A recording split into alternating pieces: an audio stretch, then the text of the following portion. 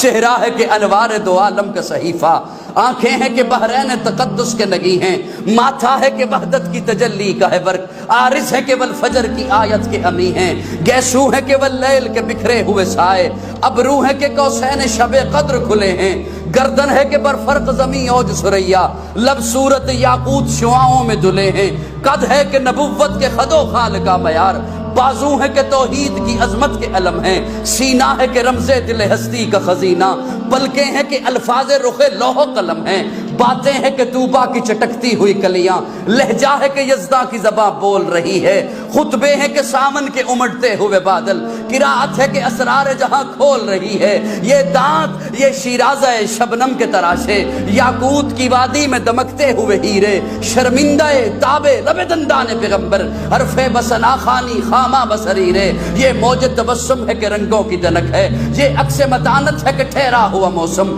یہ شکر کے سجدے ہیں کہ آیات کی تنزیل، یہ آنکھ میں آنسو ہے کہ الہام کی رمجم، کہنے کو تو ملبوس بشر اوڑھ کے آیا، کہنے کو تو ملبوس بشر اوڑھ کے آیا، لیکن تیرے احکام فلک پر بھی چلے ہیں، انگلی کا اشارہ تھا کہ تقدیر کی ضربت، مہتاب کے ٹکڑے تیرے قدموں میں گرے ہیں، کہنے کو تو فاقوں پہ گزری تیری راتیں، اسلام مگر اب بھی نمک خار ہے تیرا، تو نے ہی سکھائی تمیز من و یزداں، انسان کی گردن پہ صدا بار ہے تیرا، کہنے کو تیرا فقر تیرے فخر کا باعث، لیکن تو سخاوت کے سمندر کا کنارہ، کہنے کو تیرا فقر تیرے فخر کا باعث، لیکن تو سخاوت کے سمندر کا کنارہ، کہنے کو تیرے سر پہ ہے دستار یتیمی، لیکن تو زمانے کے یتیموں کا سہارا۔